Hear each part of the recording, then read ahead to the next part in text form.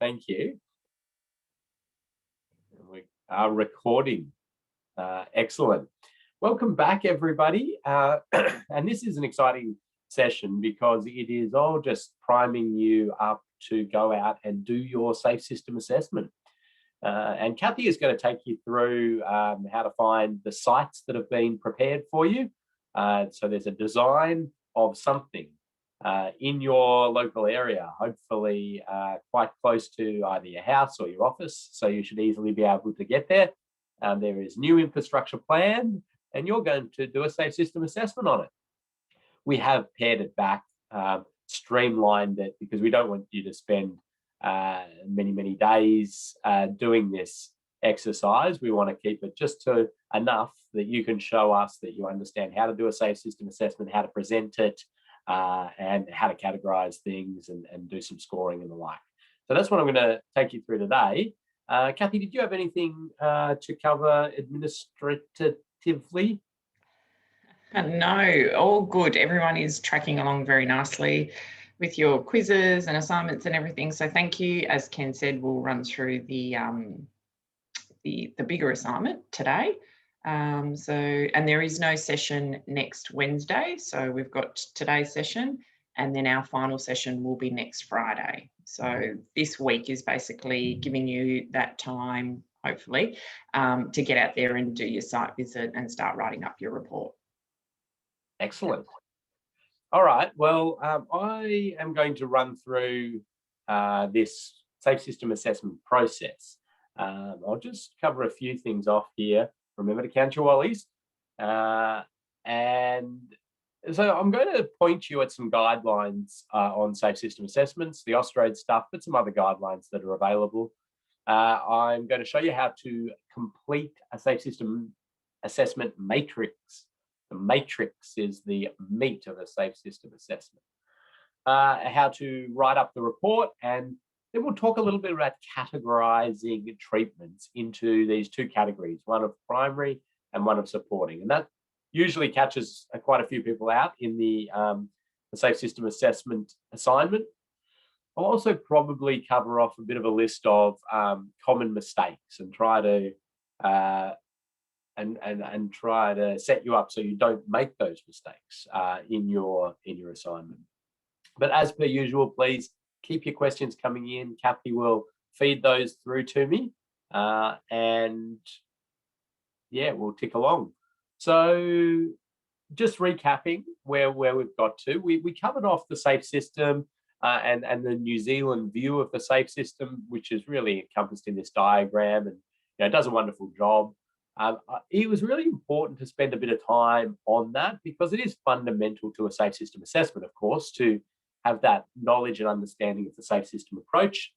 And, a few really critical things when we come to doing the scoring of the infrastructure, you'll see. But some of these principles, especially, I'm just looking for the one that I want. We promote good choices, but plan for mistakes. And that really, you're forced into doing that in a safe system assessment due to the categorization and the use of the severity aspect. So yes, you're trying to absolutely minimize the likelihood, but you have to plan for mistakes, which means that you have to think about energy management and severity. And then we did a lot of work on the exposure, the likelihood, and the severity, which is our way of sort of essentially coming up with risk under this safe system lens. The exposure drawn out by itself, most people have got their head around this. There's still a little bit of confusion, and that's okay. You are going to have some more resources thrown at you. You're going to have a template, safe system assessment template thrown at you, which really is going to clarify and help you with this exposure component. Then likelihood and severity, most people seem to have this very well, very clear in their head. I do always say those people who sort of have done a lot of crash reduction studies or black spot style investigations, road safety auditing, or just inspections of areas of concern or areas that have had crashes, are really tend to be quite good at the likelihood and really can list a huge number of attributes that are influencing the chance that somebody will crash at this location. And then severity, there's only a few attributes that really influence severity in terms of what we can control.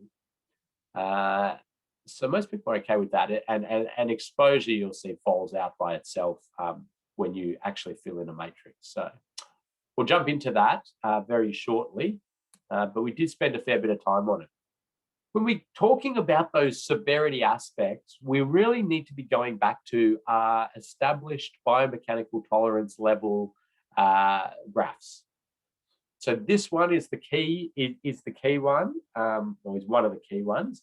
And you have that 10% line. So you've got to start really locking into your brain 30 kilometers per hour or less if we're talking about crashes with pedestrians, cyclists, motorcyclists. Not speed limit, operating speeds, the speeds that the crashes will happen. 50 kilometers per hour or less for side impact, right angle crashes. And we're talking around that 70 kilometers per hour or less for the head-ons. Now, as I talked about, there's lots of new and emerging research around this, and people coming up with, alterations to this and the like, but these are the ones that, are very well accepted still, documented in a lot of places. There's still people debating a little bit around alterations to this. So we're going to stick generally to these curves. And we've provided you this sort of colored gradient scoring sheet for severity with the 4, 3, 2, 1, 0 marked on it with crash types. I'm hoping you will use this as a little bit of guidance for you. You're thinking about a crash type between, pedestrian and car, and it's going to happen sort of around the 50 kilometers per hour. We are definitely in the 3s, possibly 4s. So you can sort of calibrate, get a bit of consistency with your scoring. And scoring is something we haven't even touched on yet, but we basically do put scores to the exposure, the likelihood, and the severity. And that's what I'm going to take you through today, and that's what you're going to go out and do. So I've provided a few more bits and pieces on these conflict angles, energy.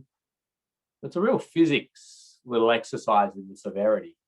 And understanding how much force humans can take, what are the crash types, what are the angles, what are the speeds, what are the road users involved, what are the masses of the different vehicles involved. And you get this ability to do a bit of a broad brush assessment of where that's sitting. And it's not a precision assessment the way you would with a tool such as ChemX, which is a kinetic energy management model. No, it's far more broad than that. You're getting a general feel for the severity of outcome of crashes that will happen at the location. A few more of those. So I'll put those in at the start here again, just to recap, give you more impact threshold speeds, and it's all there for you. Because when we do a safe system assessment, we've got the exposure, which you'll find is fairly clear cut because it's a traffic volume, pedestrian volume, motorcycle volume, cyclist volume score that you give it. The likelihood is quite subjective, and that's taking a lot of your knowledge, your opinion, your professional judgment, and you sort of pack all that together.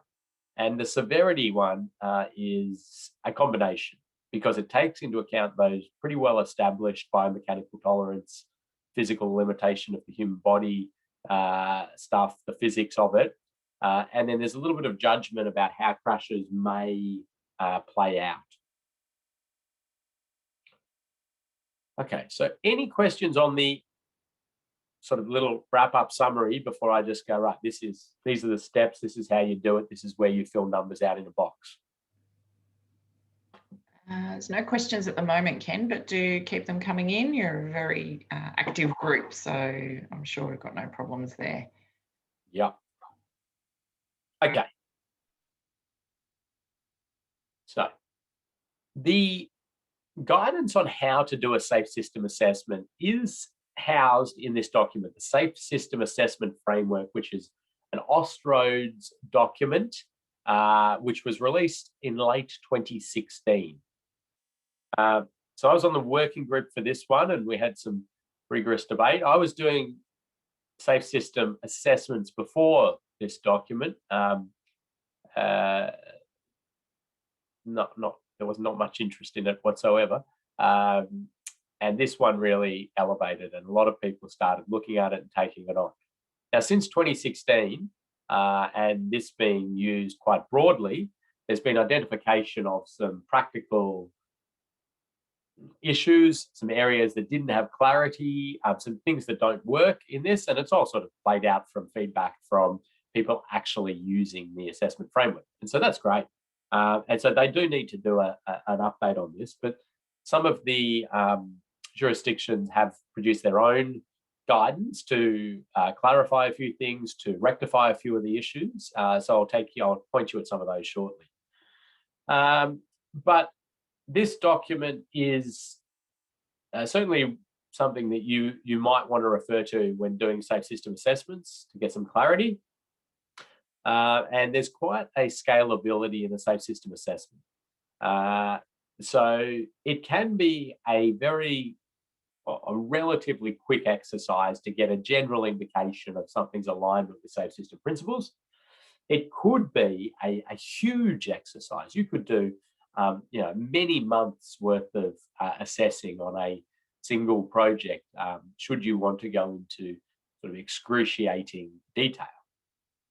In common practice, it's a process that generally is about the same depth and time and resources as a road safety audit for those who do those or procure those or have experience with those.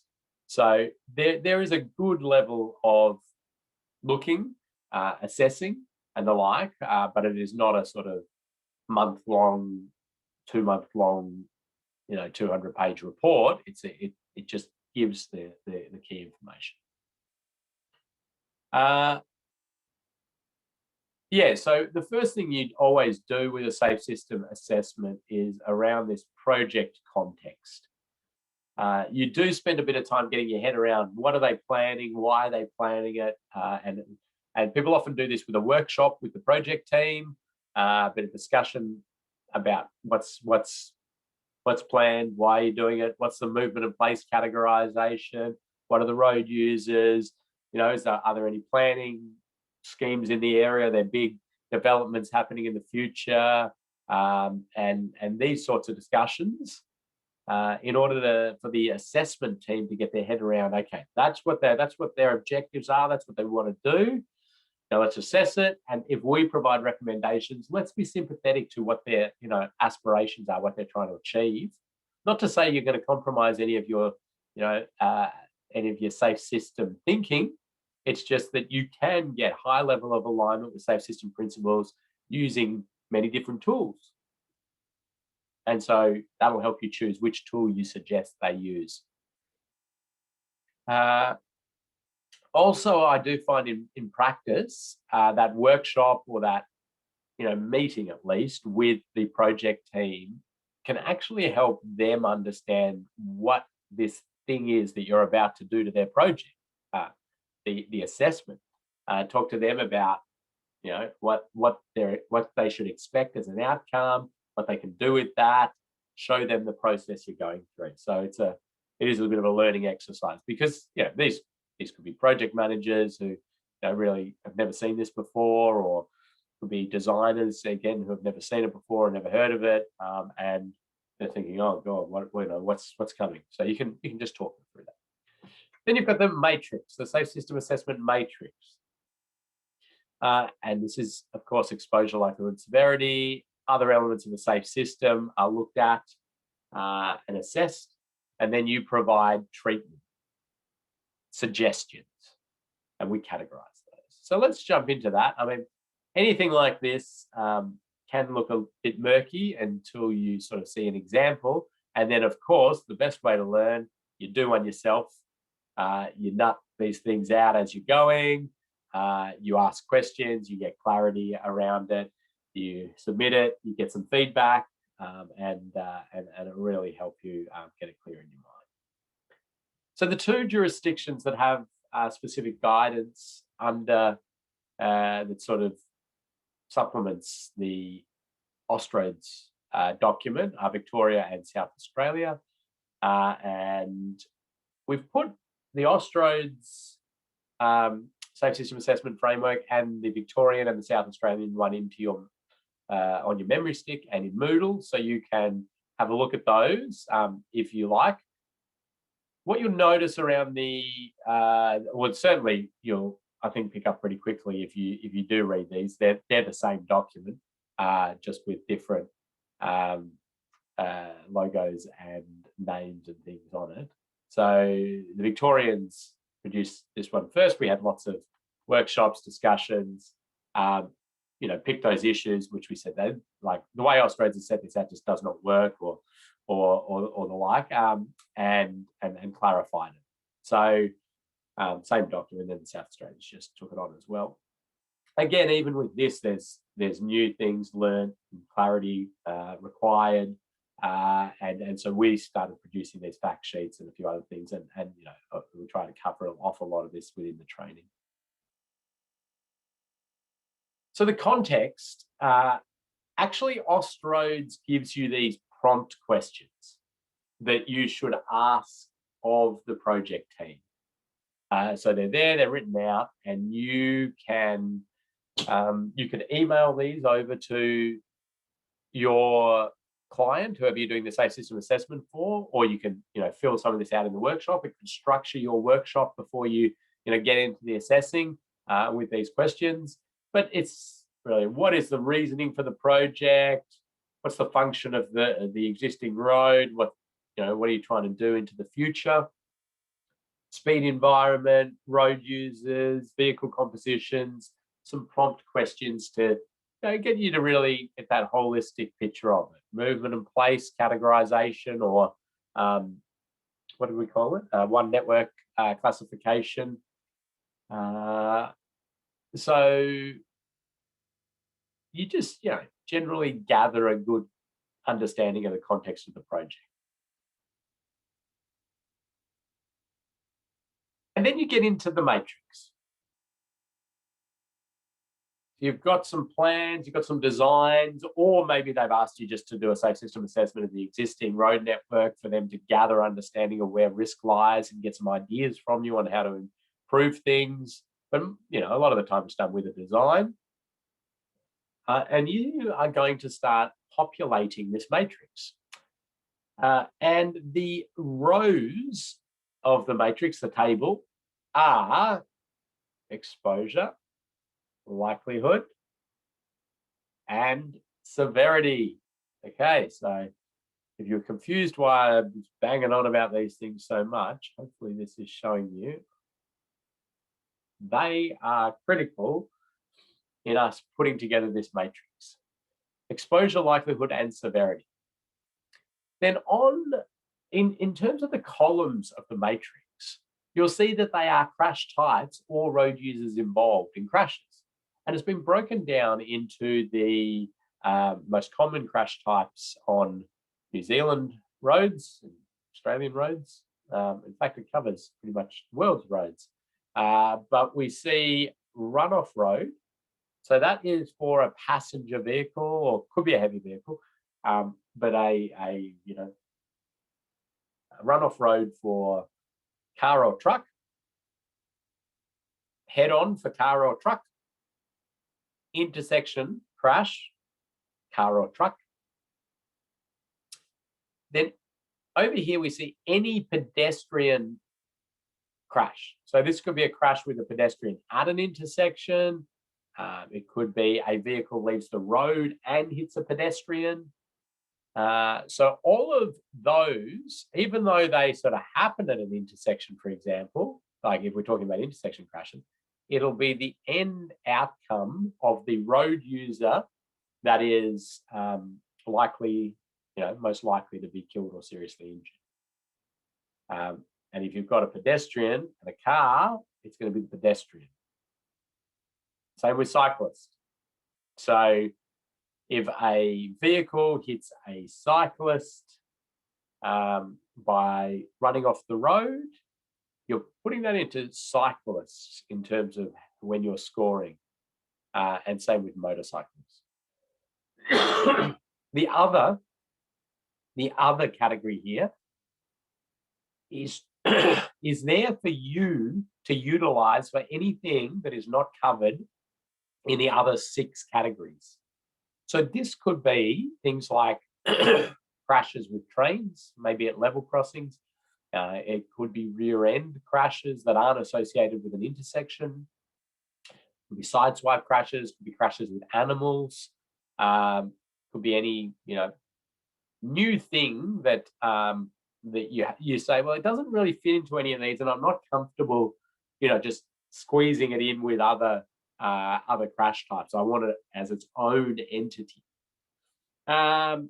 Maybe even things like potentially e-scooters, for example. If you decided I wanted to do a safe system assessment of an area in the CBD, and there's the e-scooter rollout or whatever it is, I don't know exactly what's happening in your cities there, but you go, well, am I going to say that they are pedestrians or cyclists, or maybe you're not comfortable with that, and you give it its own category, and you say, well, I'm going to go with e-scooters in here.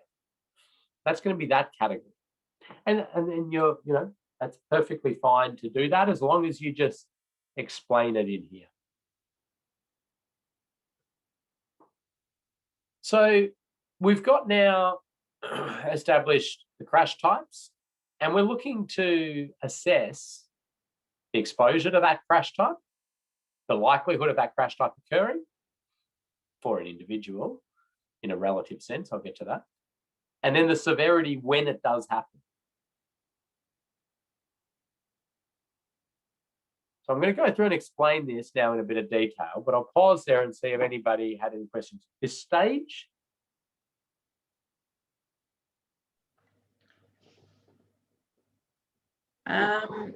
There is a question.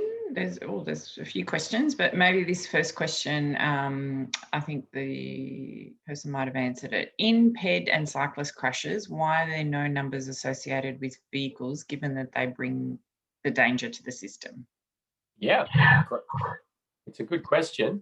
And you'll see when it plays out, the number of vehicles is accounted for in the likelihood of crash. So that's quite a refined, specific point in your scoring. But the number of pedestrians, the number of cyclists exposed to a crash type sits in here. The likelihood of it happening, one of the factors will be the number of vehicles on the road that they're trying to cross. Now, the number of vehicles on the road that they're trying to cross in terms of vehicle crashes will be the exposure score for vehicles. Okay, I hope that's sort of clear. That these are some of the minute details. That's one of the sort of things we cover in those extra scoring fact sheets, because it can get a bit confusing. Other questions, Kathy? Yes, thank you. If you have more than one intersection, could you assess these separately if they have different features? Yes, absolutely. And again, a scoring fact sheet exists in your pack of 7 of them or whatever. How do I do a safe system assessment on a long route? And it actually, there is a couple of ways that are accepted to do this. One of them is to break it down into homogeneous sections and do a single matrix on each section. And you'll often find that you do intersections by themselves. Now, that doesn't mean you only score this column. In fact, you do a whole matrix for an intersection, and it's people running off the road at or around the intersection or on the approach to the intersection. You have head-on crashes, which would be people just, drifting out of their lane in or around the intersection, crashing with others going straight through. Intersection crashes are obviously the vehicle-to-vehicle crashes that happen at the intersection when a vehicle's turning, one's going through, or the like. Then pedestrians will be any pedestrians that are crossing or within the vicinity that could be struck. Cyclists through the intersection or on the approach, motorcyclists the same. And other would only be if you've identified maybe there's driveways or a service center right near the intersection where people are coming in and out. And you go, well, that's not actually the intersection, and can't fit it into any of these other categories. So I'm going to go emerging from driveways or the service center as these other crash types.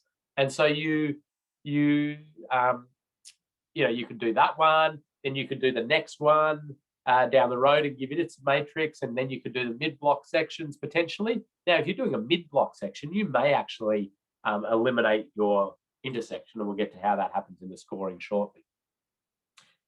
I'll expand on that a little bit later on, and probably actually next Friday I can sort of show examples of some of those sorts of safe system assessments on more complex, long projects. We did a safe system assessment on Northeast Link, which is a $12 billion new road proposed for Melbourne, connecting two freeways. We, within that, produced 62 matrices because we broke it down into 62 homogeneous sections.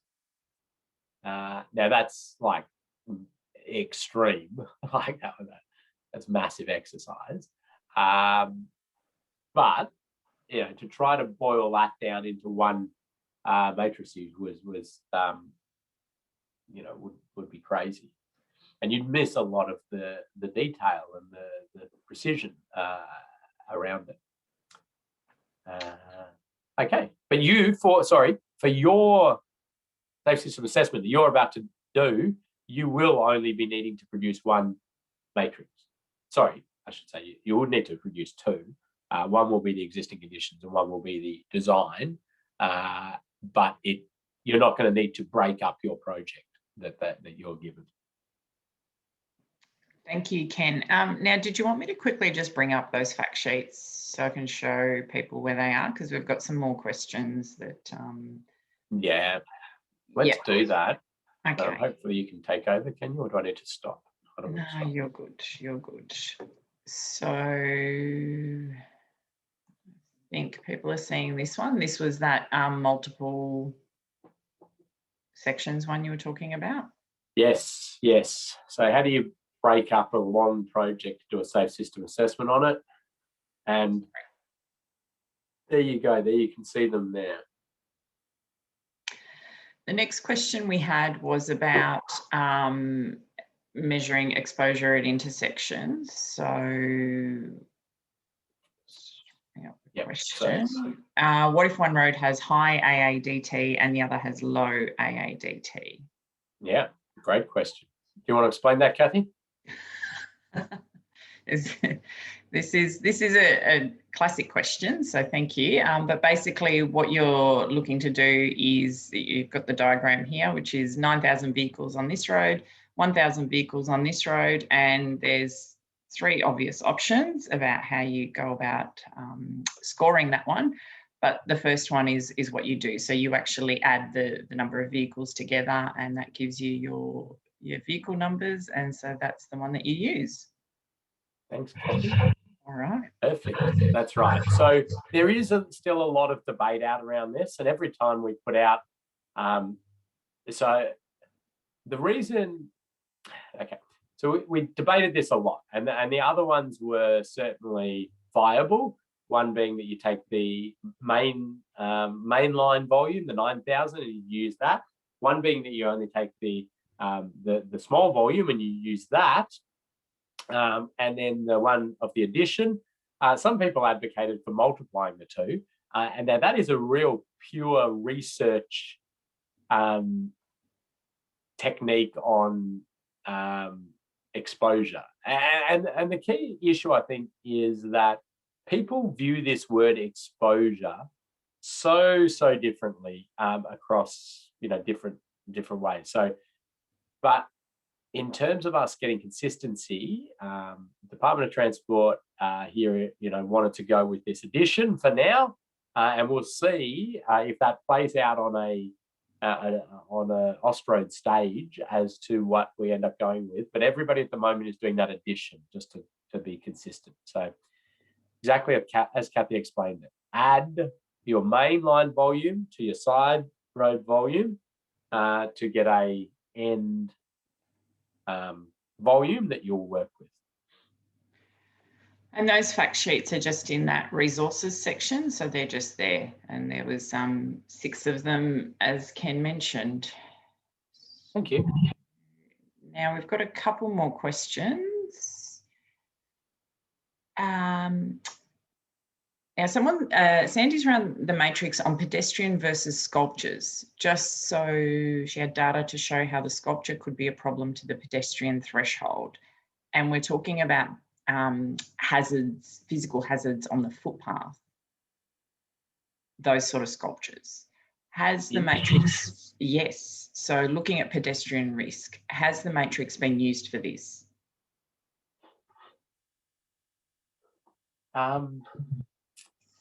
We've used it in a variety of ways. I have not had pedestrian versus sort of fixed hazard for pedestrian as a sort of specific focus of it.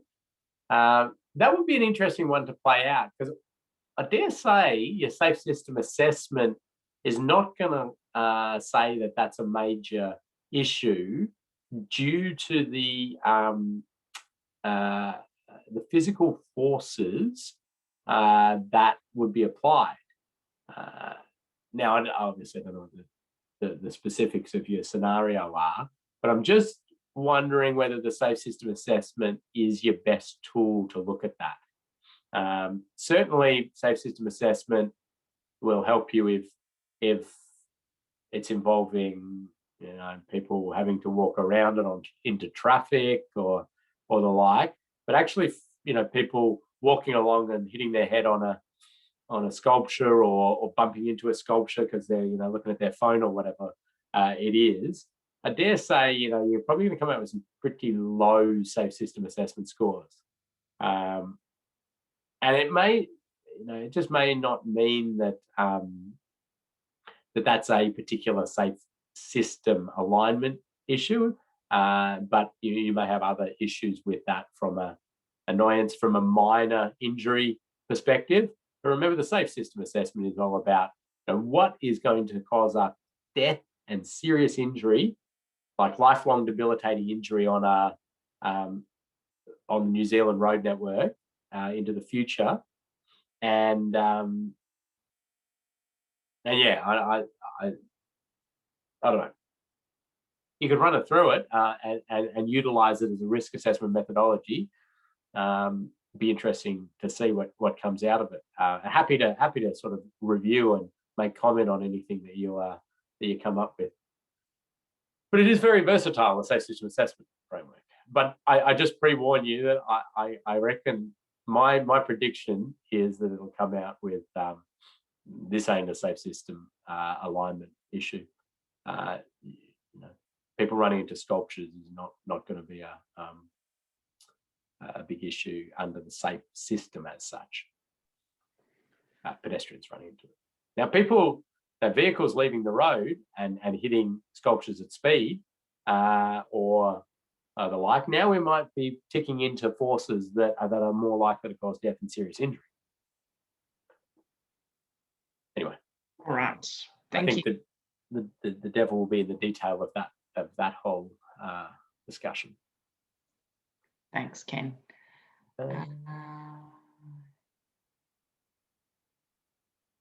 Yeah, another comment's come through saying we have a surprising number of PED only injuries resulting in hospitalisation. Yeah, okay. So people, yep, falling over, running into stuff. Classification of pedestrian might be interesting as well. Skateboards, scooters, other things potentially, but yeah, sure. You know, chuck it through the safe system assessment framework. See what comes out. But I better tell you how to actually use this thing, eh? Yeah, thank you. Okay, so we've got the crash types, we've got the exposure likelihood and severity rows. And what you do is you go into each of the cells here and you start to populate it with things, factors that make you think that this is more going to happen or less going to happen based on this categorization. So the exposure is quite easy because you can see here that it's just saying traffic volume, all right? Traffic volume. Mainly going to be traffic volume here, or it could be scooter volume or the like, but anyway. Number of pedestrians, number of cyclists, number of motorcyclists. Now, so you will try to find your data if it's available. So this will be one thing you'll be asking your client or whoever you're doing the assessment for. Okay. What have you got? Traffic counts? Have you got traffic volumes? And they might say, yep, here's 20 years worth of traffic data. You go, great, thank you. Have you got pedestrian counts? And they'll probably say no. Yeah, okay. Have you got cyclist counts? No. Motorcyclists? Oh yeah, you can get that out of the traffic data. Maybe that's what they'll say. So that's a very common conversation. Lots of vehicle data and nothing for pedestrians and cyclists, which may say a lot about some other things. But anyway, that's what we usually get. Sometimes you get ideas. But then for pedestrians and cyclists, you're going to make a judgment call based on what you see when you're on your site visit. Maybe you ask them, well, okay, you don't have volume. Is it highly pedestrianized, or is it low, or where are we sitting? Now, what you do is you're going to try and find that out for the existing conditions. Now, when they build the project, we have potential, major changes to this. Now, I don't want you doing predictions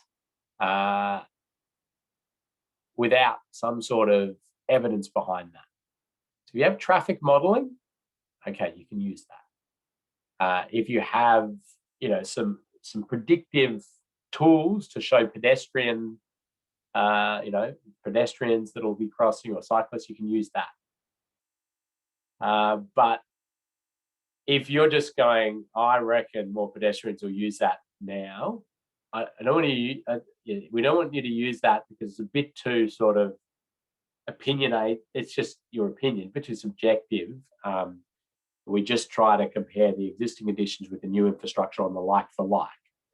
Now, you could do a 20-year, or whatever traffic modeling or modeling years you have. So you could do matrix for the existing conditions, matrix for the design once it's built, the new existing conditions, the new infrastructure, and then a 5-year and a 10-year, to account for any growth or those sort of things if you want it. You're just taking the volume.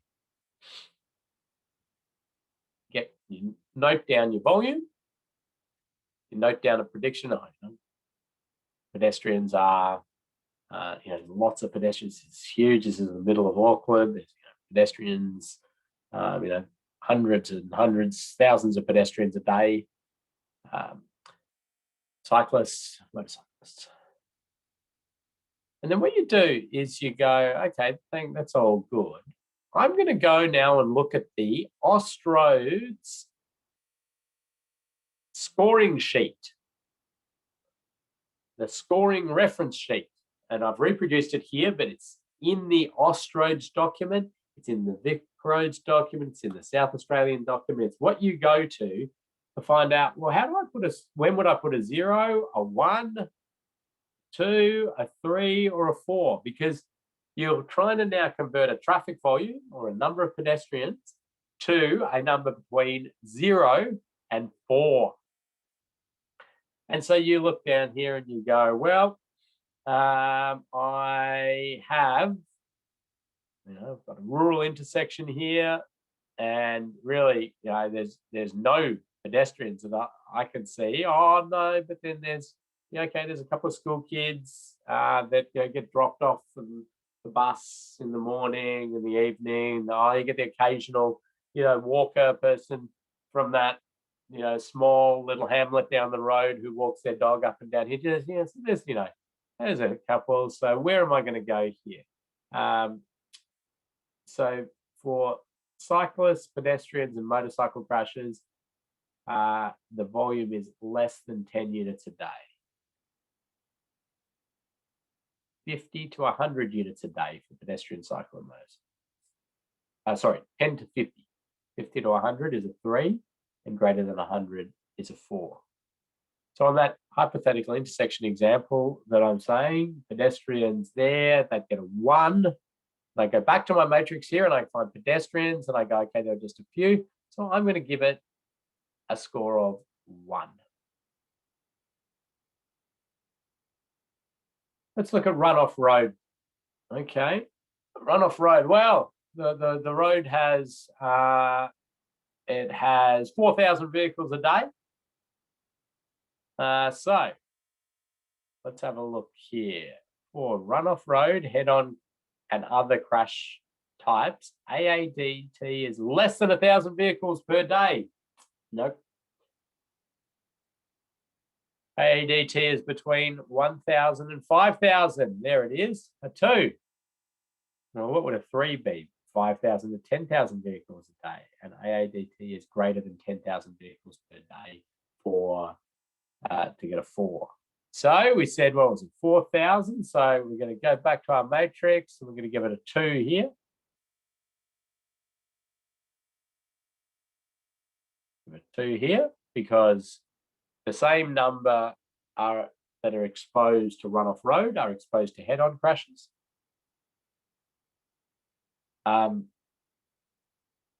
Intersection, well, we know that there's 4,000 on the main road and there's 500 on the side road, for example. Still sits within that 1,000 to 4,000 range. We'll give that a 2 as well. Other crashes with animals we're worried about in this sort of rural-ish area. So we're going to go 2 on that. We've already done the 1. Cyclists, okay, what are we going to say here? This is an area that really doesn't have any commuter cyclists. It's got the occasional training cyclist, the sort of mammal, we might call it, the middle-aged men in lycra who train there and the like. So we're going to make a little judgment call on this. And we're going to say generally fairly low number of cyclists, but there is that occasional one. So I'm going to make the call and say that we're going to give it a 1 as well, a low number of cyclists. But I'm going to note that the type of cyclists that there are. I'm going to give a 1 here, and I'll go mammal. I can call them mammals because I think I qualify as a mammal when I go out on my bike. And motorcyclists, well, we got no idea what the motorcyclist numbers are. So what are we going to do? We'll use our rule of thumb, which says motorcyclists on a road that doesn't have a particular attraction for motorcyclists will be sort of between 1% and 2% of AADT. So we'll go with that. So we're going to go with what do we say? 4,000. So 400. So it'd be 40. And let's see with motorcyclists. So they're down here with the other vulnerable road users. So less than 10. No, it's going to be more than that. 10 to 50. Okay, there we go. We're going to go with a 2. All right. So now we've established scoring for our exposure. Lots of 2s there and a couple of 1s. So this area has not got a lot of pedestrians and cyclists, but it's got sort of medium amount of traffic, lowish really, medium.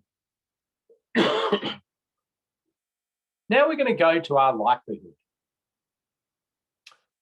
Now for likelihood, again, what you're going to do is you're going to dot point all the factors that you're seeing out there at your intersection that make it more likely for a crash to happen, and things that make it less likely for a crash to happen.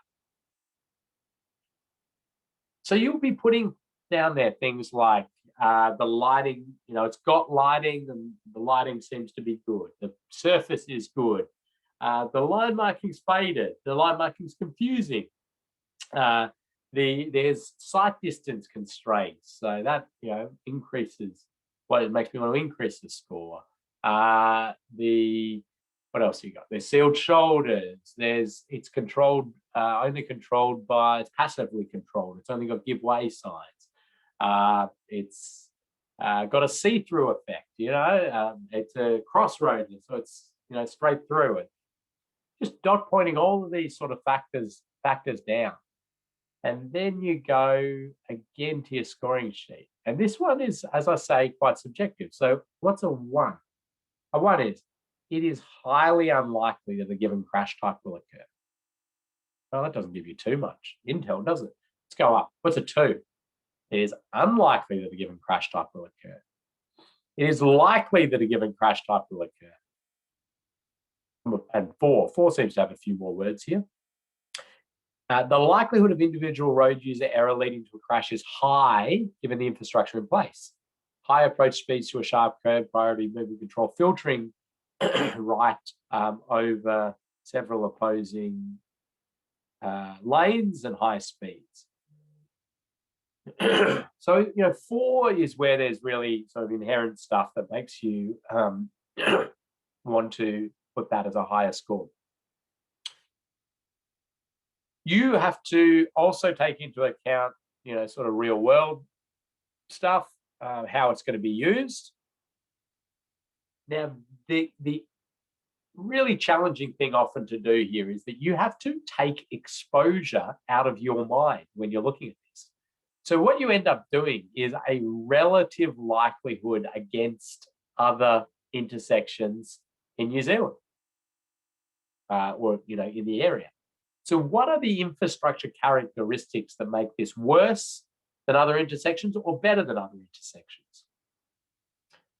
The reason you do that is because if you were to purely look at this with exposure built into it, what is the likelihood of a given crash? Everything's going to be unlikely. Like, crashes are rare. There are little, there are characteristics, even though we make it more likely at certain spots, but still very unlikely. So this is why we sort of do it as in this very clear relative sense. Again, a whole fact sheet exists on the scoring of likelihood because that's important. And I will often see people submit their assignment, and one of the factors that they're putting in there in the likelihood is that there's low traffic volume. Now, the only way you're going to get that passed, or get a tick for that, is if it's relating to the chance of the crash actually being able to occur, not associated with the exposure. Read the fact sheet. Now, I've been ignoring the 0 here purposely. The 0 says there is only minimal chance of a given crash type occurring for an individual road user given the infrastructure in place. Only extreme driver behavior, substantial vehicle failure could lead to a crash. This might mean that, for example, 2 traffic streams do not cross at grade, or pedestrians do not cross the road. So this, I I've almost never in my sort of hundreds of safe system assessments used a 0 in likelihood. 0 in exposure, there is no exposure to a certain crash type. Maybe there's no side roads, so there are no side roads. There's grade separation, cycling. There's no cyclists, no pedestrians. I might use a 0 for like a motorway for cyclists, for example. Even though there is, maybe that Dutch tourist who, gets off the plane and at the airport and rides their bike down the motorway, even though it's no, the cyclists are banned on the motorway, for example, if they're banned in your area. That to me is not enough to warrant it getting up to this sort of 10 units, up to 10 units a day. And what I do is sort of note that if somebody's told me about that or I'm aware of it, and I'll deal with that down in the other elements of the safe system category. I'm not gonna pollute our matrix with this like super rare freak event that is just weird and out there. Yeah, we're not going to ignore it, but it's not going to sort of sit in there. Okay, so then you've done all this dot pointing of these things that are going to influence runoff road, the geometry, the presence of shoulders, the offset to hazards, the delineation. You're dot pointing all these things, really great, great line marking, sealed shoulders, but around the curves, it's all off camber and the skid resistance is bad. So that's making me want to make it higher. And you go, well, I think I'm going to give it, compared to other areas, I'm going to give it a 2. It's unlikely that a crash will occur there, based on everything I've thought. So you give it a 2. You think of the same for head on, you go through that. We're going to give it a 1, and then because it's got maybe a big wide center line or something like that with audio tactile and everything like that, maybe. Intersection, you're going to go with a 3 maybe, but you're going to obviously dot point this out, consider it, mull over it, talk to your other team members, debate about it, get in an argument because you can't agree on which score it should be, eventually decide what you want. And then, you go about and you fill out all these scores. Pedestrians, well, you're taking in quite a huge number of factors here because it's going to include some of the factors for vehicles as well as pedestrians. But are there refuge islands? Is it a clear crossing point? Are there good sight lines to the pedestrian crossing?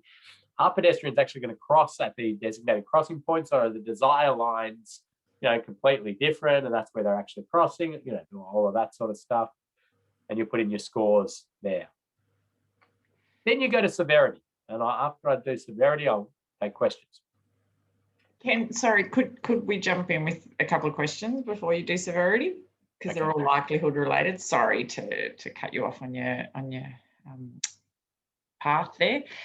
Is there any, there's some commentary coming through that likelihood seems very subjective, and is the likelihood of a crash over a certain period of time? Is it a year? Is it 5 years? Is it no?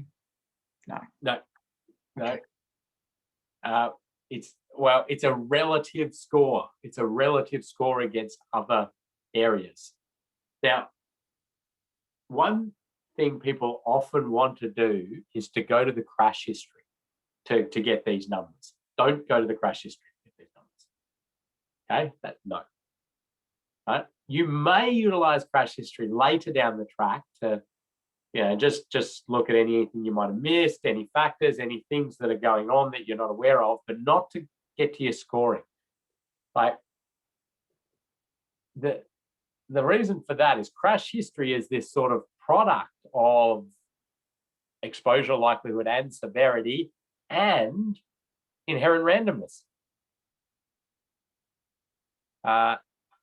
And as soon as you move into analyzing crash history to try to populate this, you're into a reactive methodology, which is, it's not going to give you safe system aligned outcomes. And then the likelihood one is a relative one. You don't need to sort of be predicting or how many crashes over the next 10 years or anything like that and trying to relate that back to anything. You're just basically thinking, from an infrastructure perspective, is this intersection worse than that one, other ones, those ones with signals, those ones with roundabouts, and trying to calibrate it that way. The nature of what we have out there on the network is that probably your lowest volume intersections are going to score higher in likelihood because we've, over many, many, many years, invested in improvements to higher volume intersections to try to make them less likely for crashes to happen. We've got lots of everything. So you will find that your very low volume ones are scoring really high. Often your high volume intersections, the likelihood scores are down a bit. Okay, great. Thank you. Okay, so then you go to severity. So you've taken away now exposure, likelihood, and now all you're doing is saying the crash is happening. How bad is it going to be? Now, I've thought about this. Now, the vehicle's going to run off the road. What are they going to hit? How fast are they going to hit it? What are the types of vehicles that will run off the road? And you go to your score sheet and you go to severity and you go, okay, let's have a look what we've got here. What's a 1? Should a crash occur, it is highly unlikely that it will result in fatality or serious injury to any road user involved. Kinetic energies are fairly low during a crash, or the majority are effectively dissipated before reaching the road user. What does that mean? That means things like barriers. Energy's there when you crash, but it's dissipated over time, sliding along the barrier. Or there's a big cushion, big crash cushion, crash attenuator. You're driving along, you've got lots of energy, or the road user's driving along, got lots of energy, they hit it, it's dissipated through the crash attenuator over time, and doesn't reach the road user, that energy, the forces, the deceleration forces.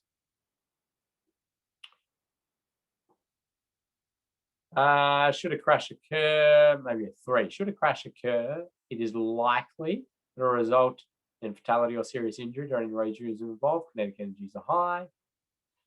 Should a crash occur, it's highly likely that it'll result in a fatality or serious injury when your road users are involved. Kinetic energies are high enough to cause fatal and serious injuries, and it is unlikely that the forces will be dissipated. Again, there is a bit of subjectivity to that. I mean, we've provided you with a scoring reference sheet and that graph for severity, so you've got a bit more. You've got a bit more of an idea. So you go back and you go, okay, well, we've done the speed. Okay, there's no barriers. There's some fixed hazards. There's trees. There's some exposed culvert head walls. All these factors are coming into play. I'm going to give it a 3. And you dot point all these factors out then for head on. Head on, I'm going to give it a 1. Because we know that head on, up to 70 kilometers per hour, you're fairly likely to survive. I mean, maybe 60, 70.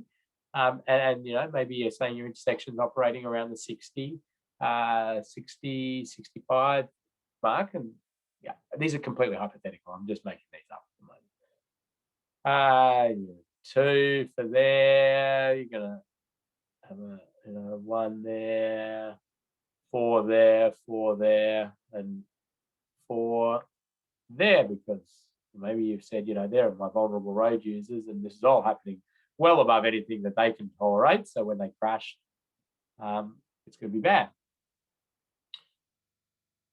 So then you've got scores. You've got a lot of dot-pointed information about how you've arrived at this score, but you've got scores. And what you do is you multiply. So you go, okay, runoff road, 2 times 2 times 3 to give you a score for runoff road which will be, what's it, 12?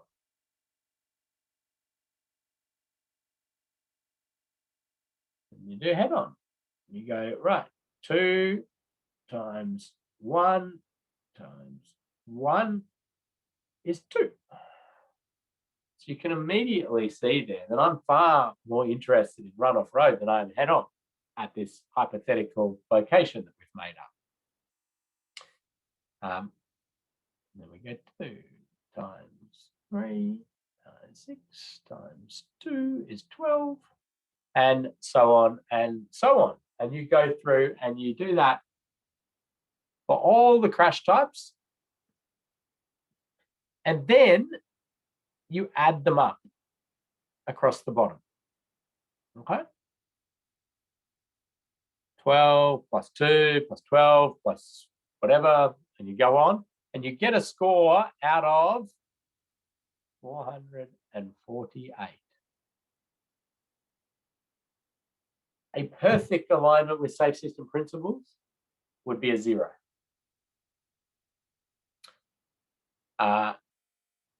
The worst alignment with safe system principles would be a score of 448 out of 448. We are aiming towards 0. That's what we want. Isn't that nice? A little bit of marketing there, towards 0 in numbers and towards 0 in people killed and seriously injured. Okay, so I said I sort of ignored the 0. Let's have a look at what you'd get a 0 for crash severity. Should a crash occur, there is only minimal chance it will result in fatality or serious injury to any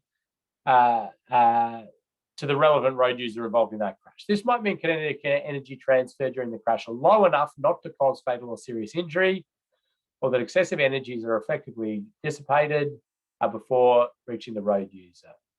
Users may refer to safe system critical impact speeds for different crash types while considering impact angles, roadside hazard barriers present, and the like. So, if you've got crashes that you're worried about that are happening at sort of 10 kilometers an hour with a car to a car crashes 10 kilometers an hour or something like that, you go, this is the shared zone here, speeds are really low, vehicles are emerging, and there's, they could crash, but it's going to be so low energy that you might decide that your intersection score gets a 0, for example. For severity, it's pretty rare that you do that, but because you're multiplying here, 2 times 3 times 0 is 0. And so if you could put a 0 in its severity, this makes the risk there 0. It does not mean that the risk of that a crash will not occur. Crashes won't occur. It just means that their severity will be such that it doesn't result in death or serious injury. It might be minor injury, it might be, even up to, breaking arms, scratches, bruises, bumps, but not death or admission to hospital and high-end, debilitating stuff. Likewise, if you can say, hand on heart, this is the most amazing infrastructure I've ever seen, and crashes will not happen there. This is like the best thing we've ever seen. Sorry, I shouldn't say crashes will not. The relativeness of this is just exceptional. And you wanted to put a 0 in likelihood. Again, it would not matter what the exposure is and what the severity is. So it could be, a 4, likelihood is 0. There's going to be no crashes there. Now, again, I don't think I've ever actually, I have put a 0 in likelihood once, but it's so rare that you do that. Exposure, though, you may put a 0, like as in there's no intersections. This is a mid-block section. There are no intersections. A 0 there means it doesn't matter what the likelihood and the severity is. because nobody's there. There's no ability for that crash to happen. If you put a 0 in severity, this is probably the one where I always give it a little disclaimer. If you've got an area and you've gone, actually, I've really made a mess of this slide, haven't I? Let me just clear let me clear the scribblings of a madman. Right. If you say go end up with a score 4, 4, 0, you're basically saying this is high volume. There's lots going on here. It's really bad infrastructure. Like, we've got, these horrible skewed angles to try and get across and see-through effects, and it's all bad, but it's all really happening quite slow. It actually aligns pretty well with safe system principles there, because you're going to get lots of crashes, but everybody's going to walk away from them. But of course, the reason I sort of put this little disclaimer, this note about it, is that we don't want that going on. That's going to be bad for lots of other reasons, and so you probably just note that. But from a pure safe system lens of that, okay, it's all right. We just want to prevent death and serious injury. We don't care if the panel meters are overflowed with work, but from that pure safe system perspective, it's all okay. So there you go. This is how you're getting to scores now. So there's lots in there. There is subjectivity. This is the most subjective. This is less subjective. This really shouldn't be too subjective unless you're talking about pedestrians and cyclists and having to make a guess, really an educated guess. Before I sort of show a worked example of a fairly basic one, I'll take questions. Thanks, Ken. How do you treat wrong way drivers? Is that a mid-block assessment or an intersection assessment on a median divided road? Yeah, so it's where the crash would occur. So the likelihood of it happening may be influenced by the intersection characteristics or the interchange characteristics. If it's not clear, or it could be confusing that they may drive the wrong way down that carriageway or the like. And the factors may be around the design and the layout of the interchange or the intersection. The severity is associated with the head-on crash that you're worried about, if that's what you're worried about with the wrong way driving. And the exposure it'll be a head-on crash exposure factor. Thank you. If we have a roundabout, could we put 0 in for head-on crashes for likelihood? Yes, you could. It's getting close to where you'd be thinking about zeros. You kind of end up with the sorry, I'm just going to delete my slides to draw a little roundabout here. Use this as a whiteboard.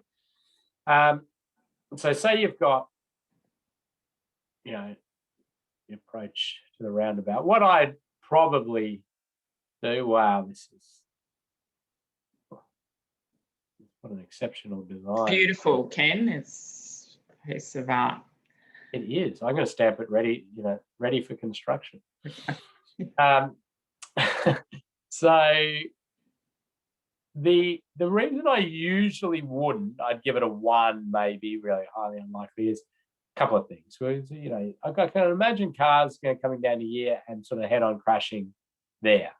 Going around, shooting out, if there's a small island or something, crossing that. Very, very unlikely. The infrastructure is really good, but still it's sort of possible. Also, maybe, I don't know, is it a tourist area or the like? Do people occasionally do a bit of that one? Who knows? Do people have, is there a possibility people will drive the wrong way around the roundabout?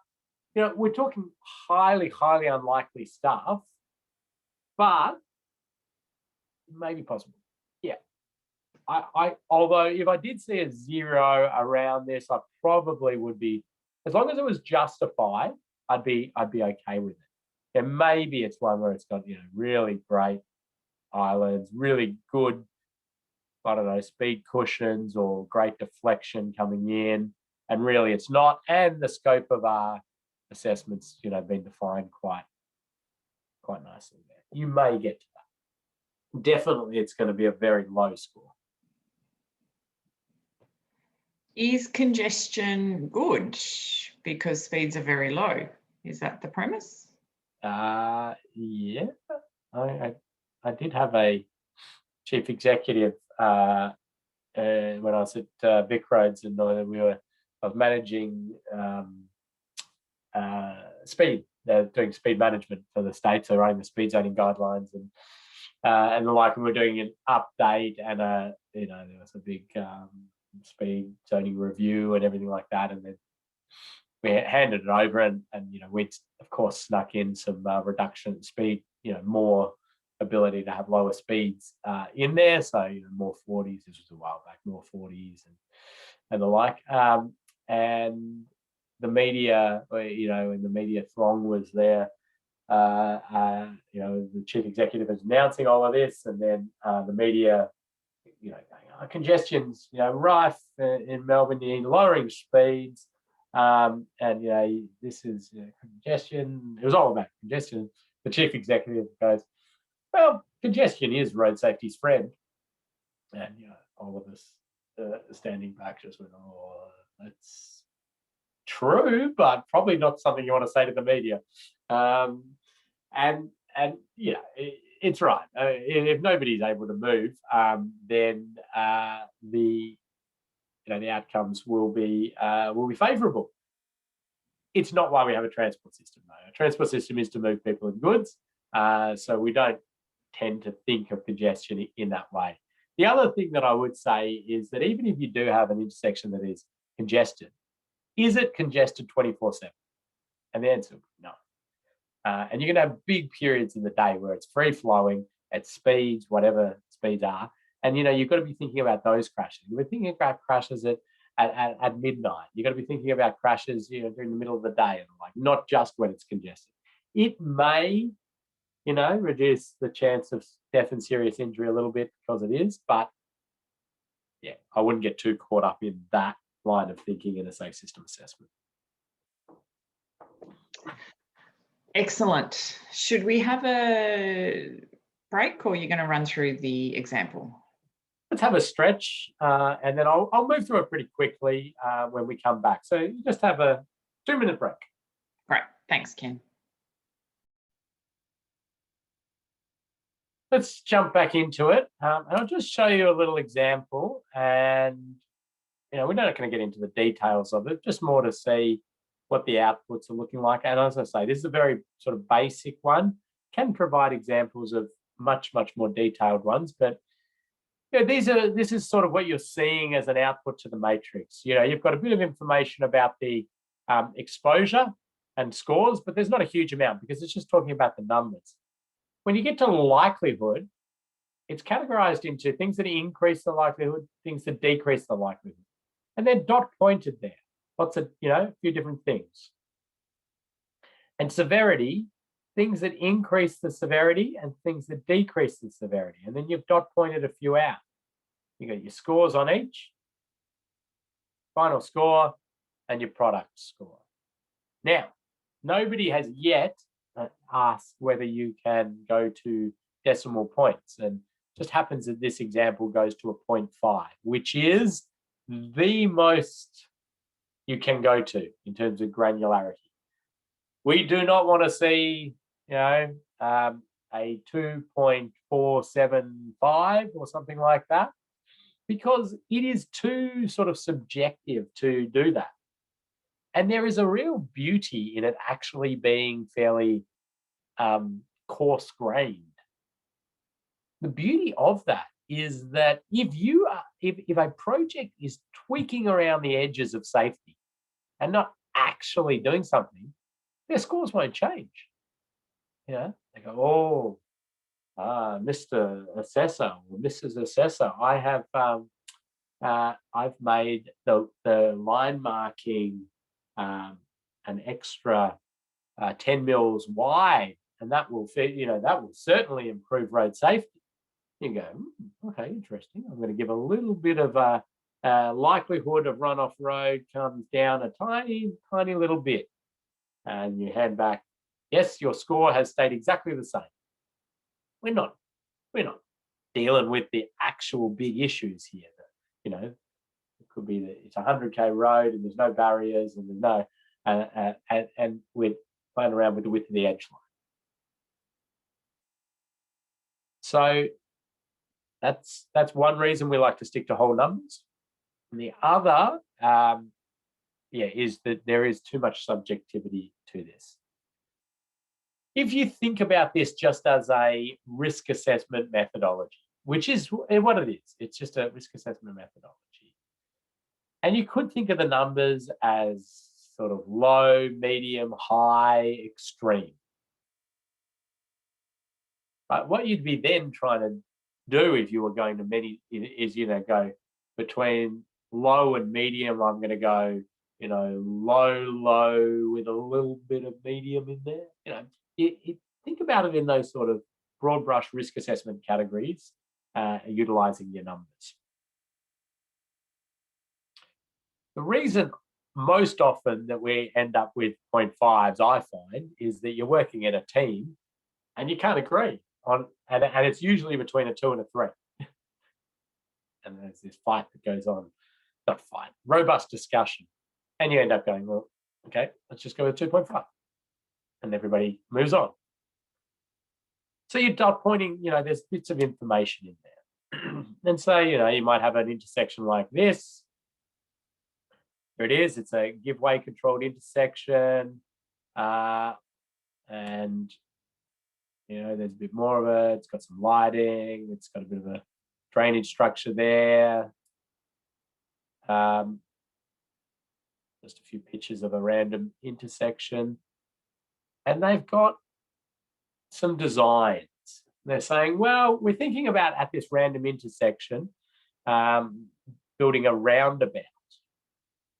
But we're also thinking about putting a set of traffic signals there with a modified T.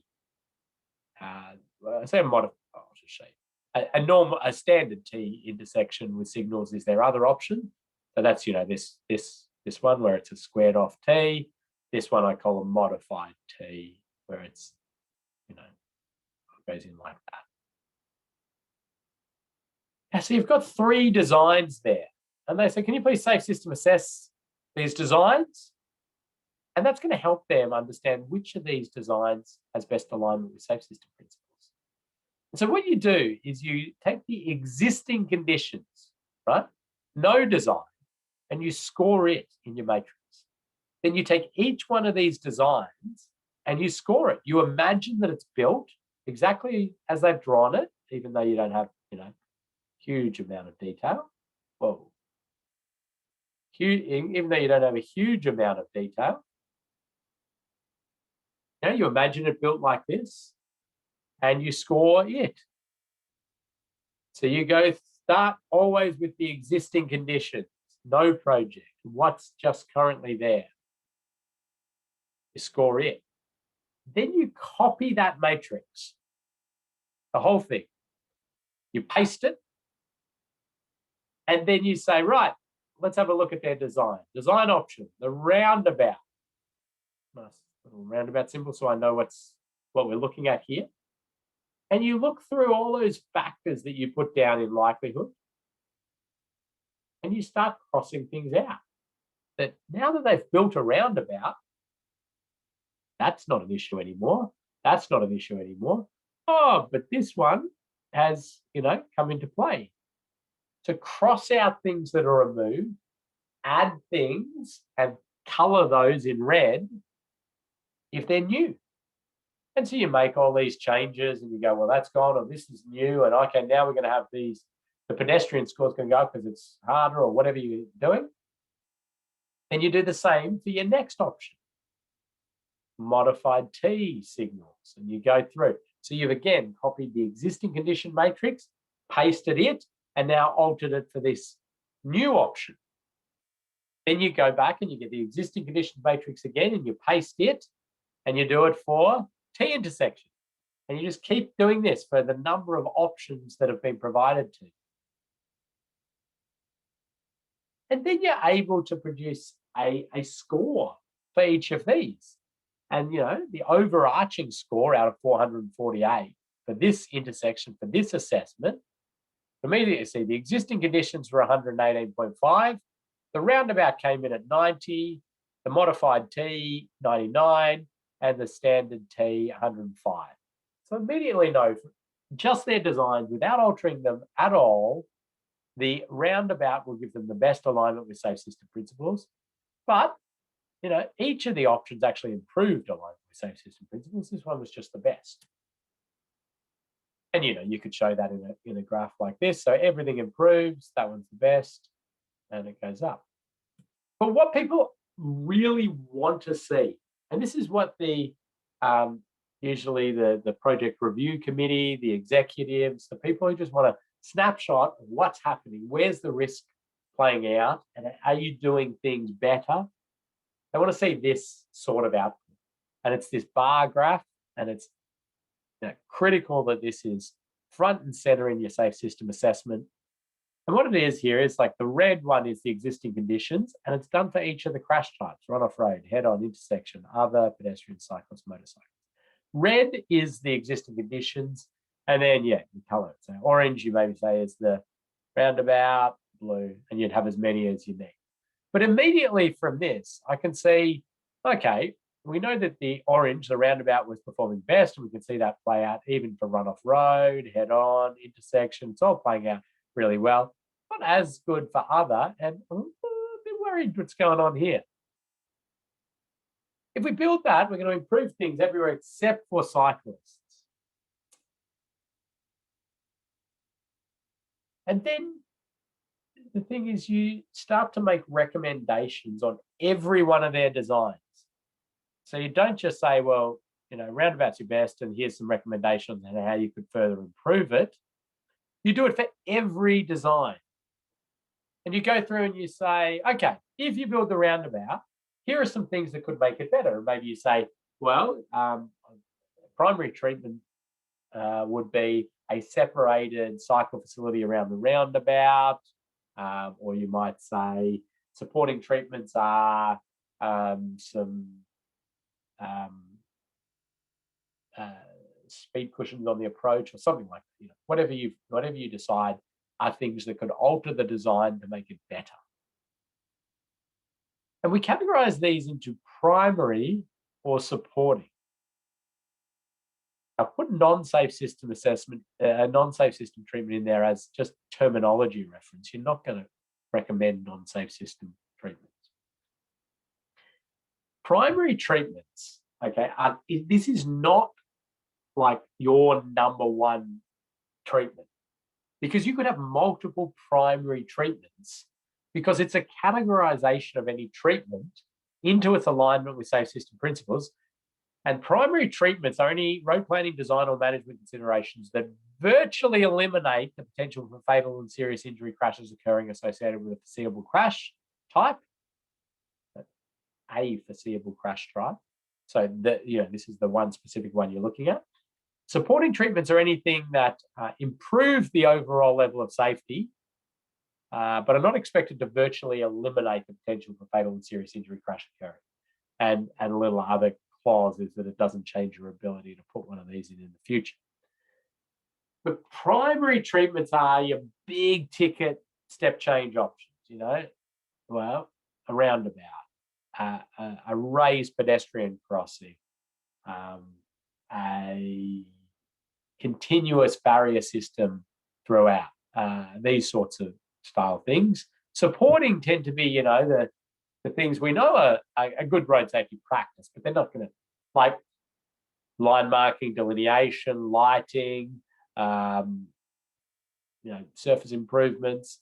They're all good, but they don't virtually eliminate death and serious injury because people will still crash. Now, this is really an area that's very tough for people to get their head around.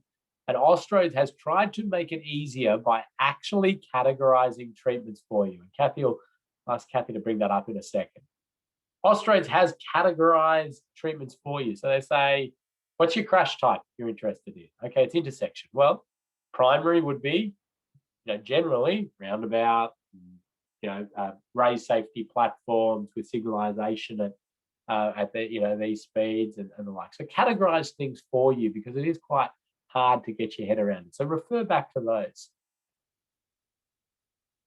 How are we going on time here?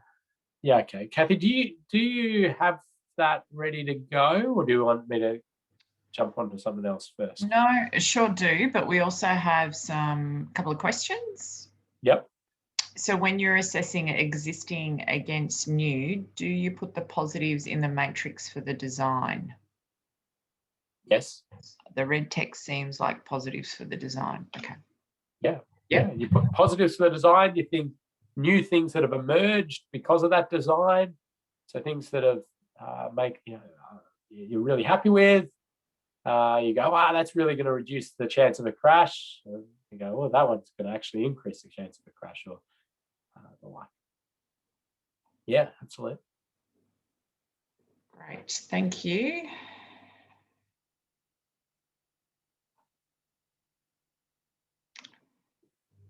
So this is the Safe System Assessment Framework, the Austroads document. There it is. Get it off Austroads website, or just go to your memory stick or onto Moodle and you'll find it there. And yeah, you know, it's got lots of stuff in there and prompt questions and matrix and scoring sheet and all of this good stuff. And then down there, it starts to bring these tables, and they've got colors to them. And you can see that it's a runoff road table first, to the left or the right. And it's got treatment options and then the hierarchy. And the first one is primary.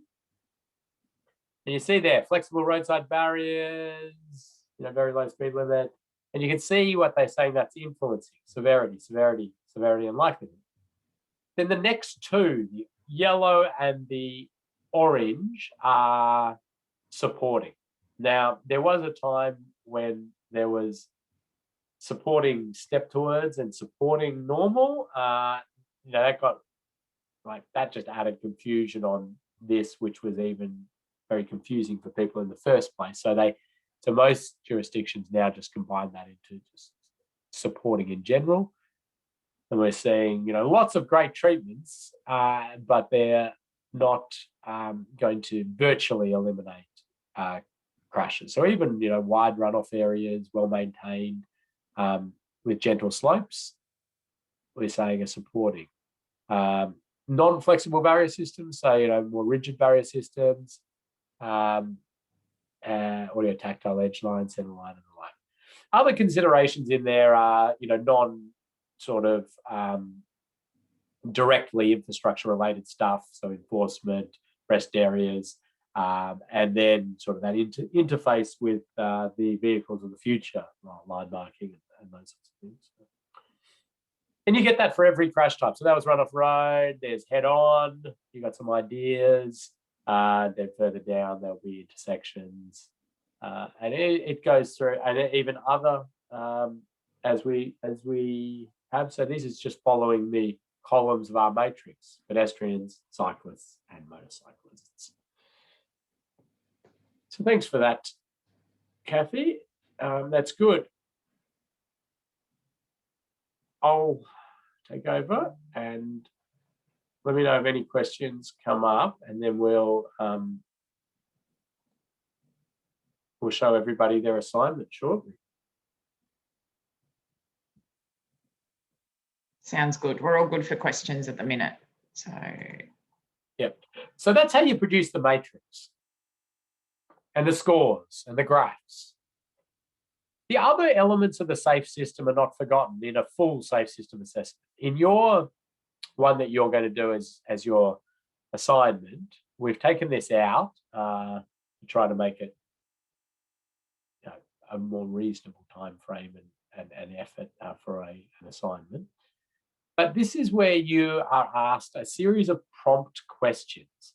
You don't quantify these like with the numbers the way we did in the matrix. You just put qualitative written answers, ideas, things that to note. And the elements are the road user, the vehicle, and the post-crash care, or after the crash happens, how are we treating it? And these are the questions that are asked of you within the SAFE system assessment. And you just write answers, notes, ideas, thoughts, things that might influence this. You might like to talk to stakeholders, talk to the local highway patrol, the police, or the principal of the local school, or the like to help populate some of this. Are road users likely to be alert and compliant, and are there factors that might influence this? What are the expected compliance and enforcement levels, alcohol, drugs, speed, road rules, driving hours? What is the likelihood of driver fatigue? Is this in the middle of sort of nowhere? It's been right on a very long route. Can enforcement be conducted safely?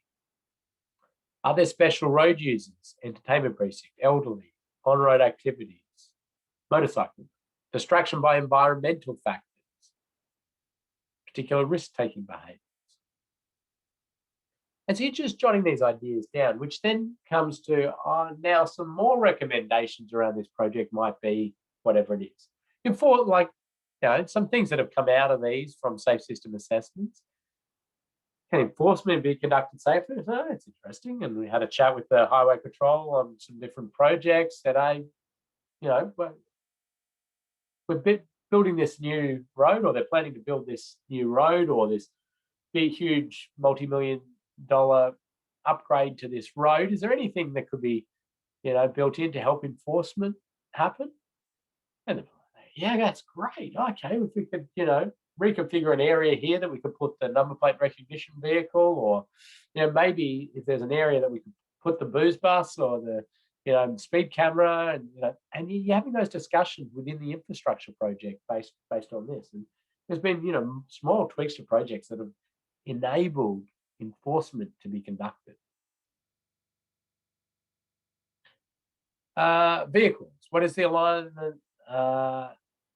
What is the level of alignment with the ideal of safer vehicles?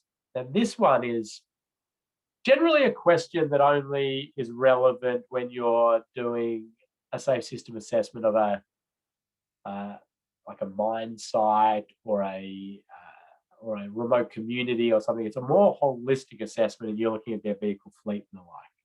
Very hard in an individual infrastructure project to make any meaningful commentary around that. That's okay. This is trying to cover off a raft of projects, assessment types, depths, and the like. Are there factors that might attract a large number of unsafe vehicles? Is the percentage of heavy vehicles too high for the road proposed or existing road? Is the route used by recreational motorcyclists? Are there resources to detect non-roadworthy, overloaded, unregistered vehicles, and thus remove them from the network? Can enforcement activities be undertaken safely? Has vehicle breakdown been catered for? And then post-crash care. Are there any issues that might influence safe and efficient post-crash care in the event of a severe injury? Do we have good response time? Are there things that are influencing that? Could we make recommendations to improve some of this sort of stuff? Do emergency and medical services operate as efficiently and rapidly as possible? Are they protected during a crash event? Are drivers provided the correct information? Is there good information available via radio or BMS? Is there provision for cooperative ITS, e-safety features? So some pretty generic questions, but they do force people into thinking about these different areas, even within any infrastructure projects. And a great way to sort of open the mind to the fact that there are lots and lots of elements to road safety. Yes, we're pouring concrete and putting up barriers, it might be the project, but can we broadly think, is there anything else that we would be doing to influence the fact that we're part of a holistic system?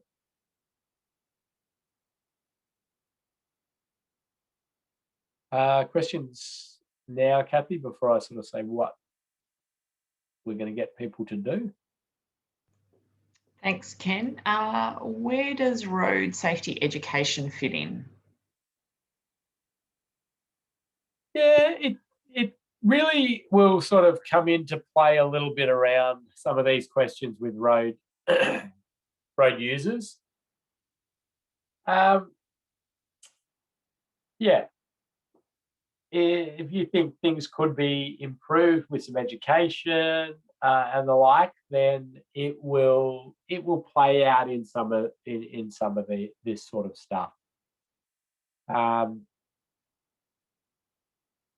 You may make some recommendations around that. I know, but I do caution sort of like, well, yeah, it's part of the system. So yeah, that's really, this will be your opportunity to do that.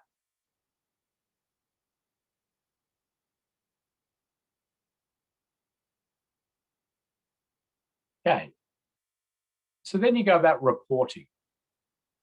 And a SSA system assessment report identifies the type of assessment, full or rapid, and I haven't even talked to you about different types of assessments. That will be next week. You list who's in the team, inspections and meetings, a bit about the process. Sorry, excuse me. Background, context, the matrix, and scores for existing conditions and any design options, as many as they put forward. Commentary on the other safe system components, and then listing your treatments, what you're proposing as additions to their design. Okay, so I'm going to talk you through your assignment now, unless somebody has a question. There are a couple more questions. Where does design for machine learning and AI and autonomous vehicles and semi-autonomous vehicles come into it? Well, again, a bit in your a couple of things here. The level of alignment with the ideals of safer vehicle is where you can start to put some of that. Cooperative ITS and vehicle-based systems a bit in there as well. Again, you're sort of commenting on this, and you could take any of these and expand them out to whatever you want them to be. You may actually also over time start to populate your matrix with those sort of things as a factor. The likelihood of crashes, you say it's down, but the confusing line marking will impact the humans and any autonomous vehicles as well. Or there's no communication system available here, so all the autonomous vehicle features are going to not be able to be activated. I mean, that's actually not true. They'll just go to some of their backup systems anyway. But that's, if you wanted to go down that level of thinking, there's a few spots within an assessment that you could do that.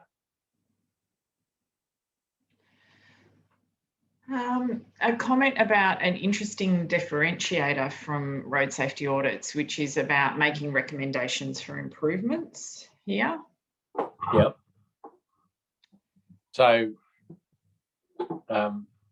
depending on where you come from, road safety audits should make recommendations for improvement.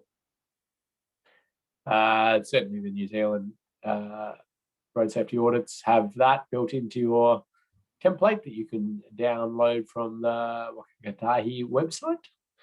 So, but there are some jurisdictions that do not want recommendations. There's a number of differences between safe system assessments and road safety audits as well. I mean, really, you can see the scoring, the ability to compare options. Certainly a road safety audit, in fact, you're squarely told this is not a tool to compare options, but a safe system assessment definitely is. You've got all these other prompt questions, the forcing you into thinking about some of those severity aspects and scoring that. So lots of differentiating factors.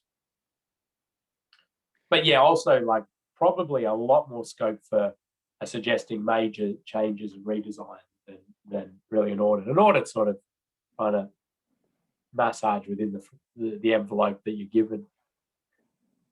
This one you can sort of rip the envelope up and say start again. And Ken, just to recap, that this, although there are a number of elements in the safe system, this, I guess, particular course and what we're focusing on is about the roads and roadsides, as in honing in on this particular aspect. Yeah, the safe system assessment framework is predominantly a tool for the assessment of infrastructure works or existing infrastructure, roads and roadsides. It's got these other prompt questions to show that it's not just a one element system. It's very multifaceted, but it is predominantly used by that. It is pretty scalable and versatile, though, that you could look at communities and the like with these prompt questions and some other thinking around exposure, likelihood, and severity. But yeah, no, it's an infrastructure assessment tool.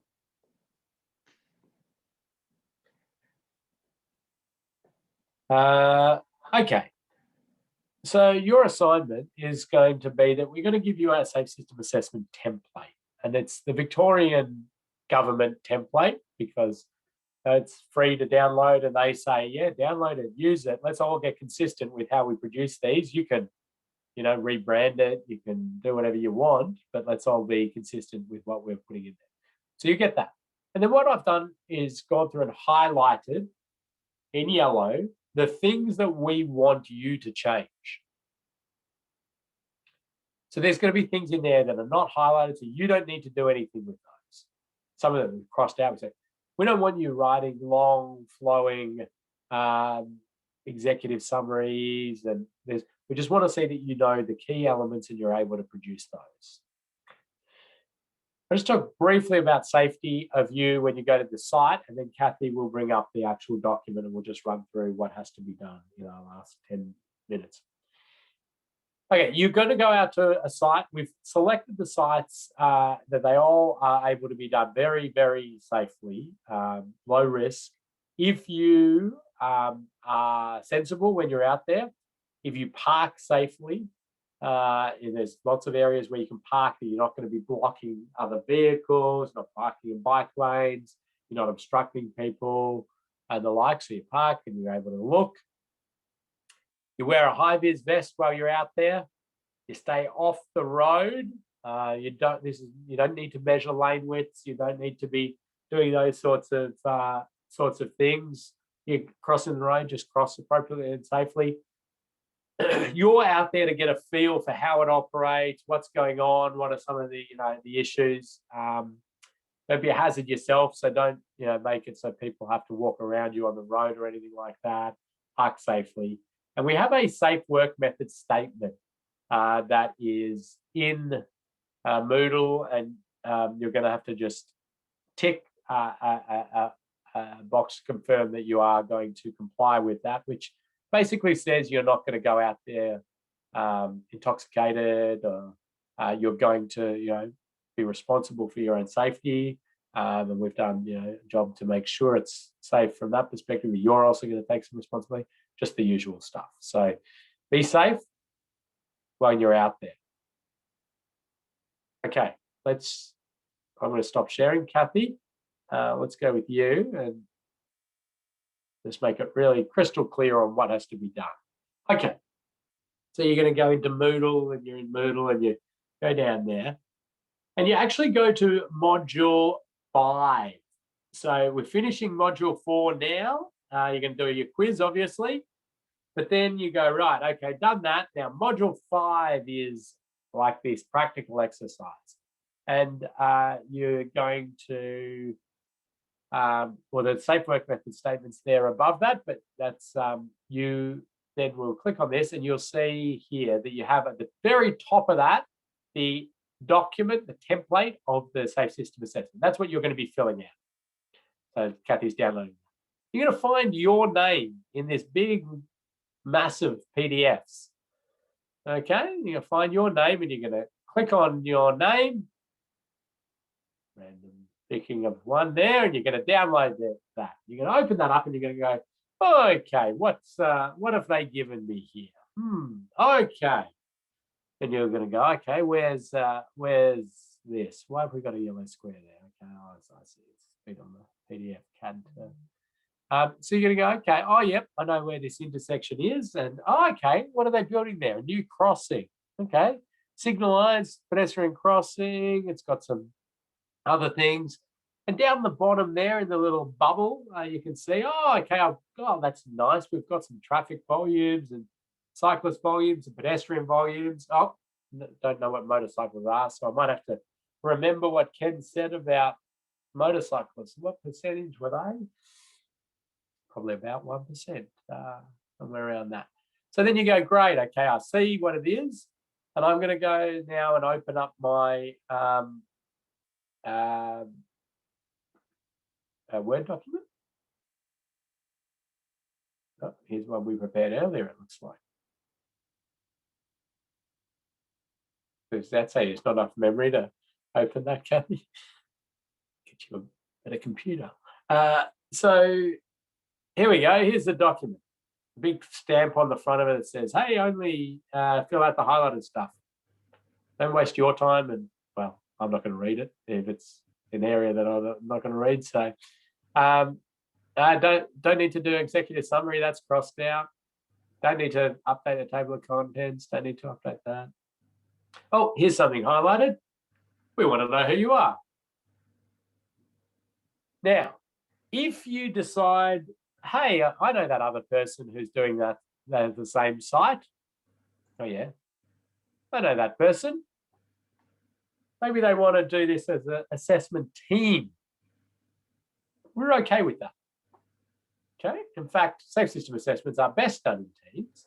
We're okay with that. And if you do that, though, it's absolutely essential that you write everybody that was in the team there. Okay. You know, if I see 2 assignments that are the same and I've only got one person's name on each of them, okay, well, I don't know what's going on here. Did just one of them do it? Yeah, what's happening here? So put all the names and sort of saying we did this as a team. You can do that. You are more than welcome to do it by yourself as well. Yeah. Okay, keep going down. So we're not doing some of those background questions and the like. You are not going to have enough background and information about this project to make this, really meaningful assessment. But we just want to be clear that you know what you're doing here. You do put a little description of the proposed works. Doesn't need to be long. Just sort of this is what's being planned. You could put a snip of that design in there. That would help out, make it nice and clear. Save you some writing as well. And you do an assessment summary. You're going to do that after your assessment to just say, oh, the worst was this, or it's improvement on existing conditions, but these areas are a concern, or whatever it is. And then you put your score in. So this after you've done your matrix, you come back, you populate that with the existing condition score. So this is what's currently there. And then you go, right, now there's the design. When they build that, as they've produced it, this is how it's going to score. And you create your own graph. You have to do it in Excel or Sheets or whatever, graphing software you like to use. And it's going to be of the existing conditions and the design that you've been provided. You're going to do a matrix. The matrix is going to be the existing conditions, and you're going to populate it with the info.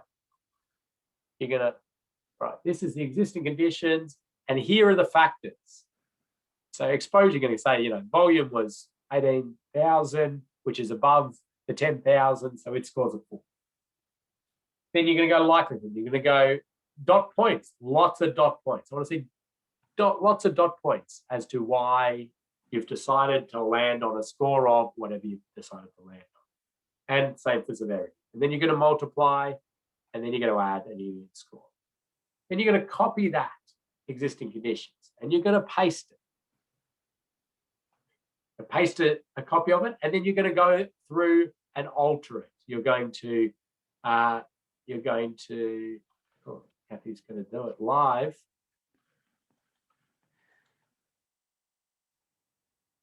Wow, there it is. And you're going to write design matrix, and then you're going to cross things out. You're going to highlight, you're going to cross things out, you're going to make things red. If you've added things and you're going to cross it out, you're going to change the color of anything that changes in terms of scores as well. And then you're going to have your design matrix, then you're going to create your graphs. Go a bit further down, Kathy. Then you're going to say, all right, thanks for the design, and I've assessed that up there.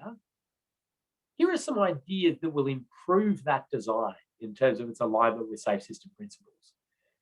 Now, you might say, I actually think that you should do a roundabout at this intersection, or add some traffic calming features on the approach to this intersection, to lower speeds to within 30 kilometers an hour, or increase the offset of the barrier from the edge line to improve the breakdown area. And you categorize these into primary and supporting. Use the Ostrode's framework to help you in the bit of that categorization. Justify it a little bit if you're a bit confused. Leave the project response column blank. Okay? That is in there to remind whoever receives this report, hey, here are some ideas. What are you going to do? Are you going to do these? Or, we don't want these to just be a tick the box, sit in the shelf, or, sit in the drawer, never anything done with. No, they should be responding. You go, well, thanks for your idea of a roundabout, but we can't do that because, it would be 10 times the budget we've got, and, these reasons. But I do like, the next one you have down, which was to slow vehicle, we can do that. We can't do this. So they're going to respond to that. So you fill out lots of those, as many as you want. It could be, a handful. It could be a big, massive list of ideas on alterations to their design, but it is alterations to their design. And then the last thing we want from you is a photo of you in your high-vis vest at the site to prove to us that you actually went there, you had a look, you gathered intel, you really understood it. So a selfie, or I don't know, set up the camera, do it obviously very safely. Prove to us that you were there. And if it was a team, be a nice little group photo.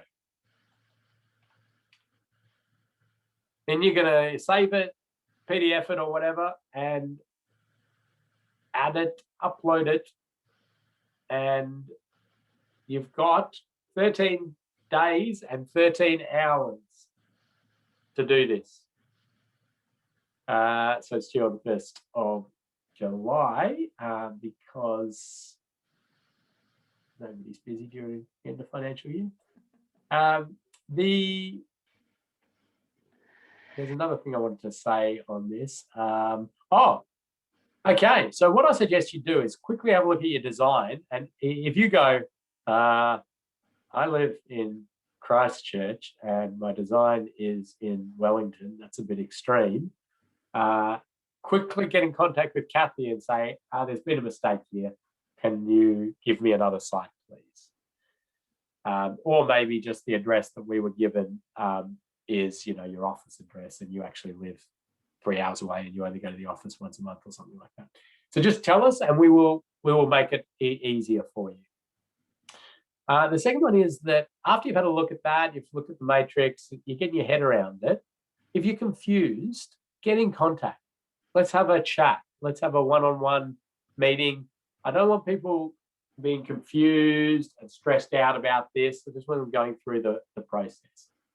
And that goes throughout the whole time if you're doing this. If you just can't get your head around one aspect of it, rather than, you know, getting frustrated about it, shoot us a quick email, you know, give us a call. We can chat through, we can help get clarity. I can direct you at specific slides that we presented. And you're going to go through it. Now, you do need to get 80%.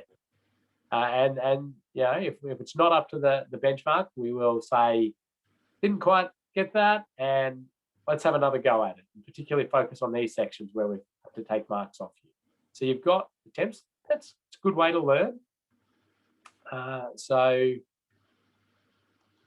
now, if you've got issues with your site, I do suggest you email Kathy. I see some ones coming in the chat.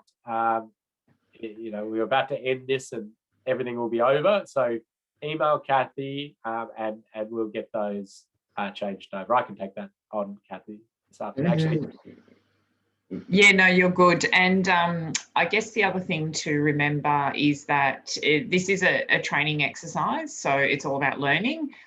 If you can get out and do your site visit within the next week or so before we come back and meet again next Friday, it's a really good opportunity to bring questions along to that session as well. We've set aside some time for questions there. If you've got questions, other people have got questions.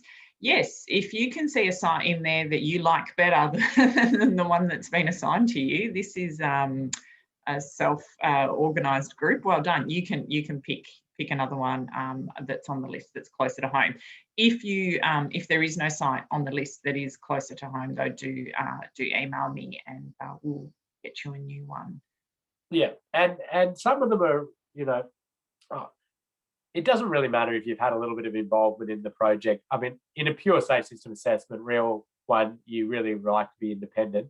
If you were like the lead designer of it, or it's your project that you've opened up, let us know. We might get you something else. But, you know, if you go, oh, you know, I've seen this one, or I'm aware of this plan, or like, it's okay, because we just really want to assess that process. Yeah. But yeah, if there's a one you like better, really from a locality perspective, to that. Yes. Yeah. Now we're a minute over, Kathy, so we better shut it down. But do get in touch if you've got any questions, and we'll see you next week. Thanks.